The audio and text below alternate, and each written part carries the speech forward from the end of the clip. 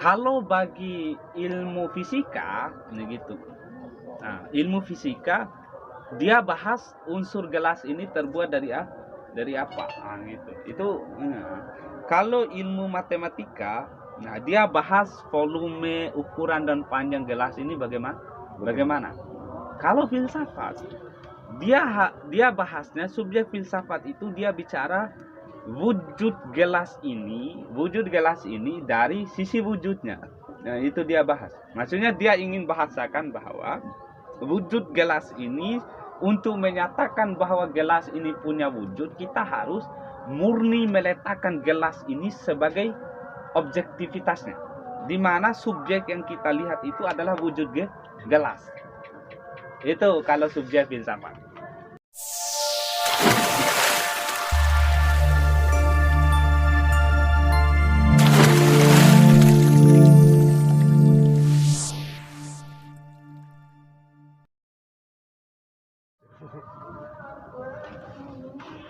Baik, Assalamualaikum warahmatullahi wabarakatuh. Waalaikumsalam warahmatullahi wabarakatuh.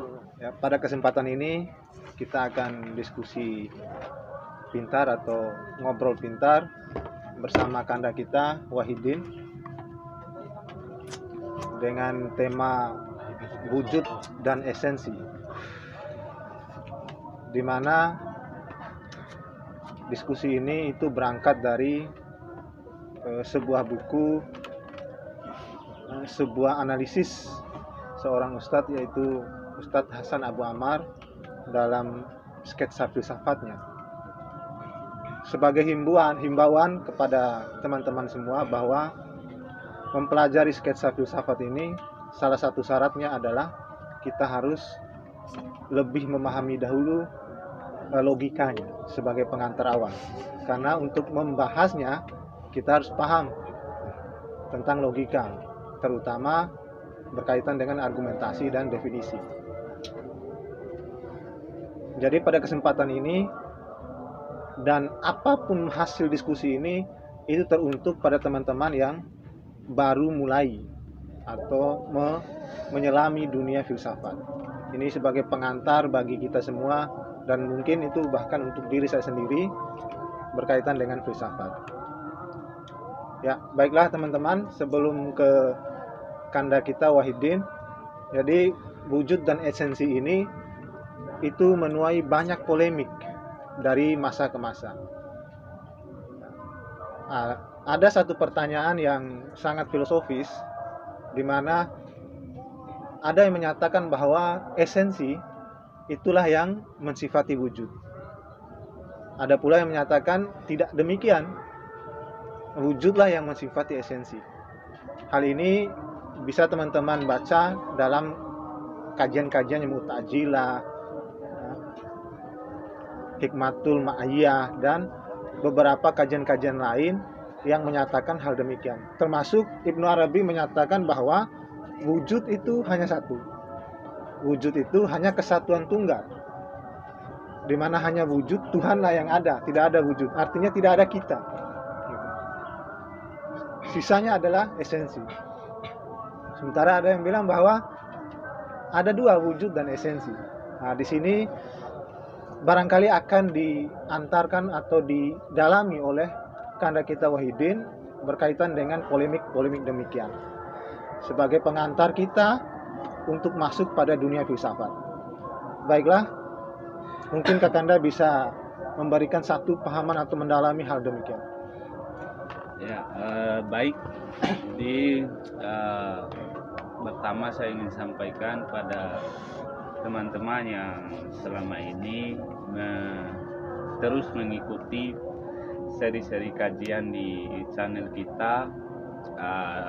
Mungkin akhir-akhir ini, kemarin-kemarin ya, saya kurang intens mengisi kajian dan karena beberapa alasan dan kendala. Nah, jadi kemarin untuk seri-seri logika ya, terus diisi oleh teman saya, jadi terus mengantarkan seri-seri logika. Nah, dan setelah beberapa seri logika, bagi teman-teman yang terus mengikuti, semoga bermanfaat. dan pesan saya bahwa logika itu penting untuk menopang cara berpikir kita, untuk menopang epistemologi dan pengetahuan kita itu sendiri, bahwa peran logika dalam dunia pengetahuan, ya kan, baik dunia teoritis maupun praktisi itu sangat bermanfaat. Jadi logika ini terkesan menggiring pikiran kita ini untuk memahami baik buruk, benar salah, ya kan. Bahkan sesuatu yang fundamental sekalipun itu kemudian bisa kita telaah dan bedah dengan logika, karena esensi daripada logika itu sendiri dia mengatur cara berpikir manusia. Makanya dari sebelum-sebelumnya, mungkin bagi teman-teman yang masih penasaran apa lanjutan diskusi kita ini, maka setelah logika ada satu buku yang coba kita buat semacam satu desain kajian sampai hari inilah. Kita telah selesai di pembahasan logika, dan sekarang lanjutannya insya Allah saya akan isi terus, mudah-mudahan saya berkesempatan. Kita sudah sampai pada seri filsafat. Nah, filsafat itu sendiri bagaimana, itu sebenarnya dia dipresentasikan dalam dua cara pandang atau dalam dua argumentasi dan perspektif sebenarnya. Ada filsafat dalam perspektif barat dan ada filsafat dalam perspektif timur. Ini yang kemudian menjadi tren pemikiran dunia saat ini, bahwa hanya ada ketika menyangkut dunia ilmu pengetahuan atau pergulatan pemikiran, jadi para filsuf atau para pemikir itu hanya bergelut pada dua sisi saja ini, bahwa bagaimana untuk menyandingkan pemikiran barat dan pemikiran timur, begitu. Begitupun dengan filsafat. Ada yang kita kenal misalnya dari filsafat barat, kita kenal dengan tokoh-tokoh filsuf Yunani, ya kan, mulai dari filsuf Thales, Anaximenes, Socrates, ya kan, sampai Aristoteles dan Plato, bahkan tokoh-tokoh pembaruan seperti René Descartes, John Locke, Immanuel Kant, dan lain sebagainya, teman. Begitupun pada aspek timur, kita juga kenal para filsuf mulai dari Ibnu Sina, Al-Farabi, Ibnu Rus, Al-Ghazali, Suhrawardi, Mullah Sadra, dan lain-lain lah gitu. Ini sebenarnya semacam dua pertentangan aliran pemikiran yang luar biasa, sehingga sampai hari ini kita mengenal bahwa ada dua perdebatan panjang yang berkenaan dengan epistemologi. Ada saintik versi barat dan versi timur. Nah, itu. Nah, untuk kajian itu kan saya rasa kita sudah kupas di awal-awal pertemuan kita dan sering kali kita bahas itu. Nah, cuma pada kesempatan ini yang perlu dipahami bahwa kita sudah masuk ke seri filsafat. Jadi apa dan bagaimana filsafat ini, kita tidak lagi mengulas dan menggali filsafat dalam perspektif barat, tapi kita coba melihat bahwa filsafat secara murni saja. Kita lihat begitu. Apa sih sejatinya filsafat itu? Nah, kenapa harus begitu? Karena filsafat yang kita mau kemukakan hari ini adalah filsafat yang lahir dari seluruh perspektif yang telah kita gabungkan. Maka dia menjadi satu bidang ilmu, ya kan, yang kita sebut dengan filsafat itu sendiri. Jadi kita tidak lagi persoalkan filsafat versi ini murni, enggak. Ya, coba murni melihat. Nanti dalam pengembangan kajiannya kita mau membuka cakrawala kajian kita tentang filsafat berdasarkan pengembangan perspektif yang sebelumnya kita bahas, oke, enggak masalah. Nah, gitu. Cuman kita mau murni dulu ini filsafat berdasarkan perspektif Yunani itu sendiri bagaimana. Nah, gitu. Ini yang kita mau kupas. Maka pada seri filsafat ini mudah-mudahan kita akan bertemu terus. Jadi di sketsa filsafat ini sebenarnya ada ada 7 bagian. Filsafat itu dibagi menjadi 7 bagian atau yang kita kenal dengan 7 bab. Dan masing-masing bagian ini terdiri dari masing-masing bagian pembahasan yang dirumuskan dalam bentuk item pasal, gitu. Misal di kesempatan pertama ini kenapa kita usung tema wujud dan esensi. Nah, gitu. Perlu saya ingin sampaikan dulu bahwa kenapa kita harus angkat tema ini, karena pengantar dari sketsa filsafat ini ada 2 poin yang paling penting. Dia punya mukadimah gitu. Mukadimah yang terpenting dalam filsafat ini bahwa jadi sebenarnya filsafat ini ya kan, salah satu subjek yang mau dibahas pada filsafat ini adalah wujud. Itu subjek. Nah, subjek dari filsafat itu wujud. Maksudnya begini. Misal saya analogikan gelas ini gitu. Kalau bagi ilmu fisika gitu.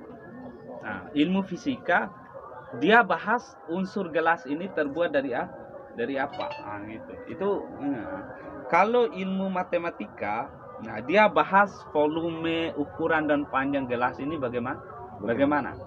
Kalau filsafat, dia bahasnya, subjek filsafat itu dia bicara wujud gelas ini dari sisi wujudnya. Nah, itu dia bahas. Maksudnya dia ingin bahasakan bahwa wujud gelas ini, untuk menyatakan bahwa gelas ini punya wujud, kita harus murni meletakkan gelas ini sebagai objektivitasnya, di mana subjek yang kita lihat itu adalah wujud gelas. Itu kalau subjek filsafat. Makanya di pengantar filsafat itu bicara ya kan, melihat wujud yang sesungguhnya. Dia mau bedah wujud itu seperti apa. Karena subjek filsafatnya dia bicara wujud. Maka tujuan kita mau belajar filsafat nanti bagi mereka orang-orang yang bertauhid ini, bagi orang-orang bertauhid, bagi orang-orang yang mencari kebenaran, maka apapun bentuk keyakinannya, sepanjang dia bisa sampai kepada wujud yang menciptakannya, wujud pencipta atau wujud ketuhanan yang diyakini, itulah filsafatnya. Dia tidak boleh paksakan. Dia tidak boleh paksakan. Tetapi sepanjang kita bicara bahwa filsafat dalam perspektif universalnya, bahwa kebenaran itu bergantung apa yang dipahami akal, dan kita letakkan kebenaran itu pada porsi subjek dan objeknya, maka kita harus toleransi menerima kebenarannya nanti. Tidak boleh kita mengedepankan ego kita. Tidak boleh itu. Karena kita harus akui bahwa subjek filsafat dalam perspektif manapun, ilmuwan manapun, dia akui itu, bahwa subjek filsafat itu dia bicara wujud. Maka setiap wujud itu kita harus letakkan sebagai subjek. Nah, kalau wujud itu subjek, maka setiap objek yang punya wujud, maka wujud itu yang menjadi pembahasan filsafat. Nah, gitu. Nah, makanya pertama kita untuk membuka kajian pada sore hari ini, sketsa filsafat itu di pasal 1 ini kita mau bicara wujud sebagaimana ada. Jadi apakah wujud ini apakah sesuatu yang wujud ini apakah sesuatu yang bergantung pada esensi, ataukah wujud ini yang mendahului, ataukah esensi ini adalah sesuatu yang mengusung wujud, ya kan? Ataukah esensi ini sendiri adalah sesuatu yang mendahului wujud. Nah, ini persoalan yang mendasar. Karena di berbagai perspektif teman-teman, bahwa ada yang memandang bahwa wujud ini adalah manifestasi, ya kan? Gitu. Tidak ada wujud kalau tidak ada esensi. Nah, nanti misal logika sederhana yang saya mau tarik dulu antara logika warna dan kain. Nah, gitu, ya kan?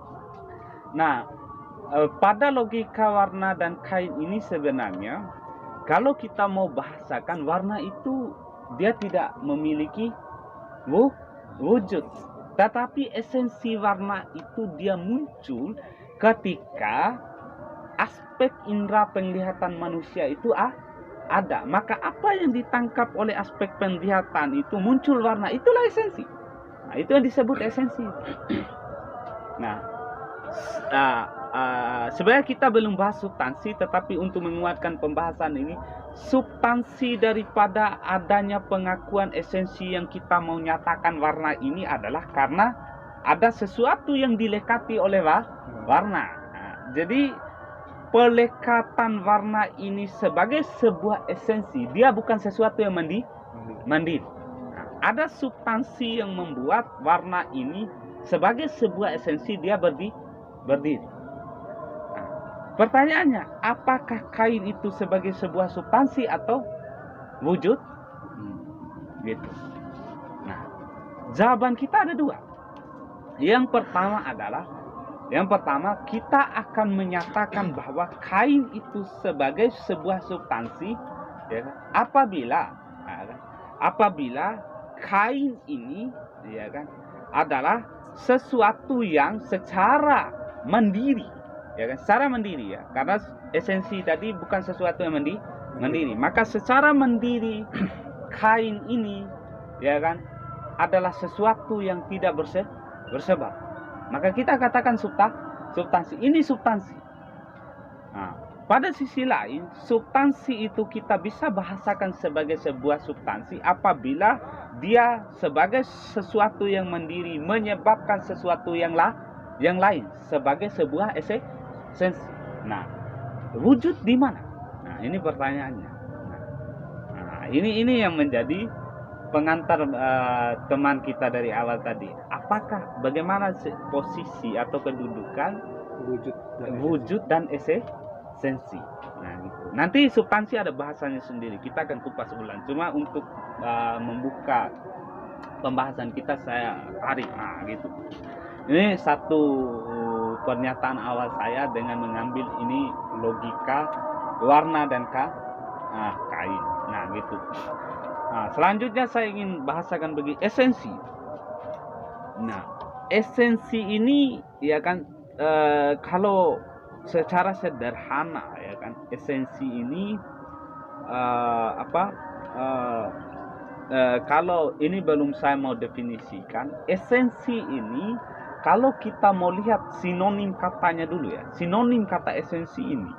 Ya kan? Dari berbagai penafsiran, KKBI, filosofi dan lain-lain, esensi ini dia punya sinonim kata, ya, semacam inti gitu, intisari, dasar, pondasi, ya kan. Ini sinonim, persamaan kata. Nah, kalau kita mau definisikan esensi ini, ya kan, berdasarkan sinonim kata tadi, maka esensi ini dia bicara sesuatu yang melekat atau syarat mendasar, ya, syarat mendasar pada sesuatu. Nah, yang kita harus bahasakan pada sesuatu ini. Misal begini. Nah, misal gelas, ya kan? Gelas ini sebagai sebuah esensi, ya kan, kita akan nyatakan bahwa sebagai sebuah esensi, gelas ini adalah sesuatu yang memiliki bentuk, warna, plastik, terbuat dari plastik dan lain-lain. Itu sebuah esensi. Nah, tembok misalnya. Nah, tembok sebagai sebuah tembok, kita harus bahasakan bahwa tembok itu tersusun dari pasir, semen dan batu. Nah, maka kita bahasakan esensi tembok adalah pasir, semen dan batu. Ini esensi. Maka saya sebut tadi syarat yang mendasar atau unsur yang mendasar pada sesuatu, ya kan, yang tidak bisa kita hilangkan. Ya, pada manusia, pada kita ini. Apa esensi manusia? Ya jelas kita mau tarik jasad, jiwa, ruh, akal dan itu prinsip. Itu prinsip yang kemudian menguatkan argumentasi kita untuk menyatakan bahwa manusia punya esensi. Nah, itu esensi. Nah, tetapi pada gelas tadi, plastik, ya kan, warna, bentuk, apakah mereka ini adalah wujud? Ya kan? Pada manusia itu apakah jasad, ruh, akal, jiwa itu adalah wujud? Nah, maka jelas kalau kita belajar ilmu logika, kita akan mengatakan itu sebagai sebuah wujud. Nah, dan wujud sebagai sebuah substansi adalah sesuatu yang tersusun dari materi. Nah, ini perbedaan. Nah, sedangkan esensi tadi adalah sesuatu yang melekat. Nah, sedangkan substansi ini adalah sesuatu yang dalam pelekatan esensi dia memuat, ya kan, materi penyusun. Sedangkan wujud ini adalah sesuatu yang muncul yang tidak disebabkan oleh esensi dan substansi. Tetapi wujud inilah yang memicu adanya pengakuan esensi. Misalnya begini, saya tarik pada contoh tembok. Tidak ada pengakuan kita tentang esensi tembok, bahwa esensi tembok itu pasir, semen, dan batu, kalau pasir, semen, dan batu ini tidak ada sebagai sebuah wujud. Nah gitu. Itu intinya. Pasir, semen, dan batu ini adalah wujud, di mana pasir, semen, dan batu sebagai sebuah wujud, mereka menyatakan diri sebagai sebuah substansi. Artinya, substansi wujud itu adalah adanya materi. Nah, materi yang tersusun ya kan, secara murni dan yang tidak murni, inilah yang kita kemukakan sebagai satu konsep esensi. Maka pasir sebagai sebuah esensi adalah, ya kan, gabungan daripada materi secara murni, yaitu benda. Nah, benda sebagai satu yang murni ini kita bahasakan wujud. Misal, pasir itu ada atau tidak ada? Misal kita perhadapkan dengan pertanyaan, ada. Nah, maka pernyataan kita yang menyatakan pasir itu ada adalah melegitimasi bahwa wujud pasir itu ada. Nah, gitu. Nah, maka kita belum tarik kesimpulan ya bahwa wujud yang mendahului masih kita masih mengambil pembahasan gitu. Nanti kita lanjut setelah azan maghrib. Baiklah teman-teman, kita break sebentar, berhubung azan maghrib, kita lanjut setelah azan maghrib.